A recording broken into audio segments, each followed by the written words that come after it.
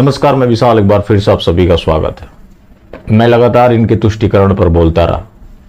यह भी बोला कि मोदी सरकार ने पिछले 1000 साल के सारे रिकॉर्ड ध्वस्त किए। मास्टर स्ट्रोकवादी मानने को तैयार ही नहीं।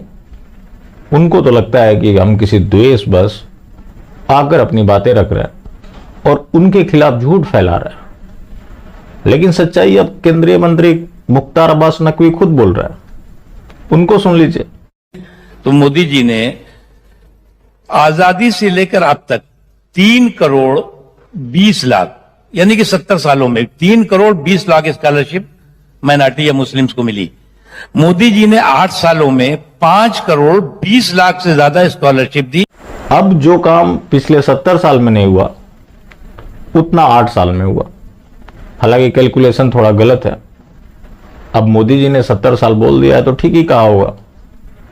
अब ये मुख्तार अब्बास नकवी ये भी गिना रहे हैं कि जो जनरल योजनाएं हैं उनमें कितना अल्पसंख्यकों को अधिकार मिला और अल्पसंख्यक का मतलब क्या होता है वो भी मुख्तार अब्बास नकवी ने बताया।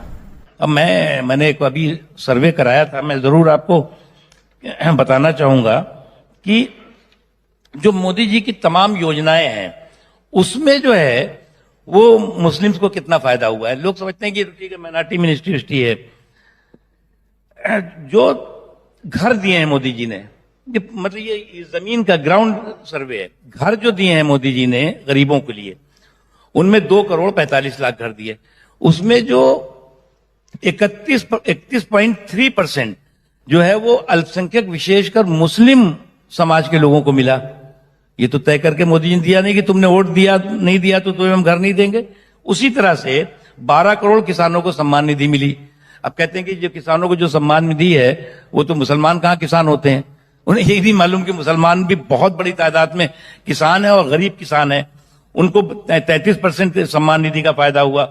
उसी तरह से जो रोजगार है, रोजगार में 36 करोड़ लोगों को मुद्रा का फायदा हुआ।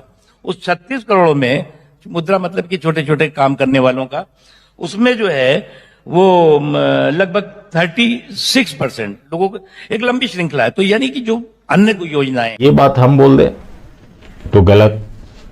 विपक्ष के एजेंट, बिका हुआ आदमी। लेकिन अब मुख्तार अब्बास नकवी बोले तो ये मास्टर स्ट्रोक। तो जब मुख्तार अब्बास नकवी बोल रहे हैं, यही बात हमने पहले बोल दिया था क्योंकि हमें पहले पता था, तो उस समय हम गलत। और क्या मुख्तार अब्बास नकवी अब सही हो जाएगी? यही मुख्तार अब्बास नकवी नुपुर शर्मा की निंदा कर रहे हैं कि उनके बयान को कोई इंडोर्स नहीं कर सकता। ये वही मुख्तार अब्बास नकवी हैं, ध्यान से देखिए, कि ये मुस्कान के समर्थन में थे। मुस्कान के समर्थन में अल जवाहिरी भी था, कांग्रेस भी थी। कांग्रेस का था ना जिशान सिद्दीकी, जो कि आईफोन और स्मार्ट वॉच दिया था। मुख्तार अब्बास नकवी ने इसे भारत की शान बता दिया कि एक तरफ जय श्री राम, दूसरी तरफ अल्लाहू अकबर के नारे लगते हैं। ये भारत में ही संभव है। जमीयत उलमाए हिंद उसके समर्थन में आ गया, 5 लाख रुपए देने की घोषणा कर दी। तो मैं अब्बास प्रेमियों से पूछना चाहता हूं, अब्बास प्रेमियों तुम्हारा क्या होगा जब सारे मजहबी एक हैं और मोदी जी का पूरा समर्पण मजहब के लिए है। इसमें एक अच्छी बात कही दिलीप घोषदा ने, ये होता है रियल मास्टर स्ट्रोक। हमारे यहाँ बोला गया, धर्म के बारे में बोलते हैं, अपना धर्म का आचरण, दूसरे धर्म का आदर। दूसरे धर्म का आदर करो, अपना धर्म का आचरण करो। यहाँ उल्टा होता है।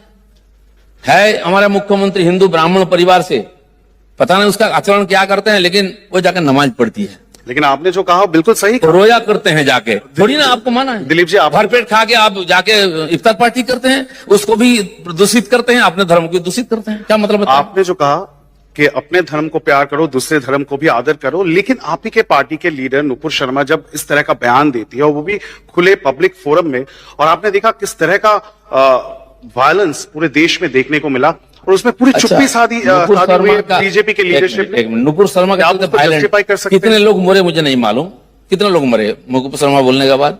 अभी हो रहा है, स्वतंत्रता के पहले जो होता नुपुर शर्मा कहाँ था? इतना सारे आम कतलेआम हुआ, नोआखाली दंगा, जसोरत दंगा, हजारों लोगों को मार दिया गया। कहां नुपुर शर्मा था? बीजेपी था। जस्टिफाई करने की कोशिश कर रहे हैं जब जिस विचारधारा से ये घटना हो रही है उसको दुनिया डरती है बोलने में उसके खिलाफ।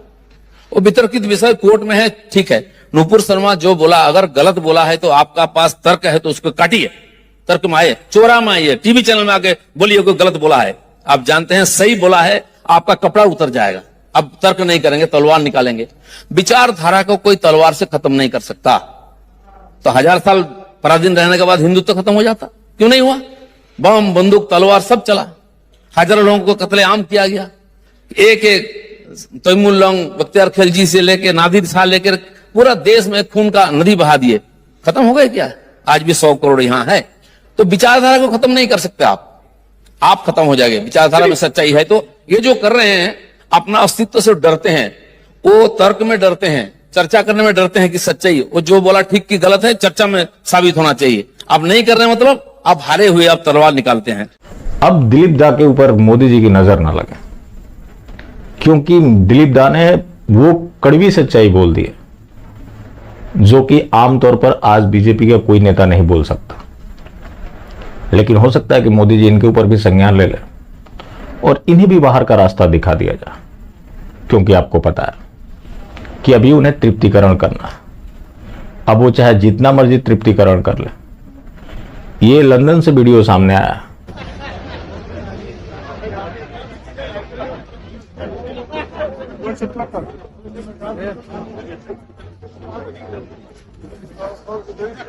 किस तरह से वहां ये वांटेड है।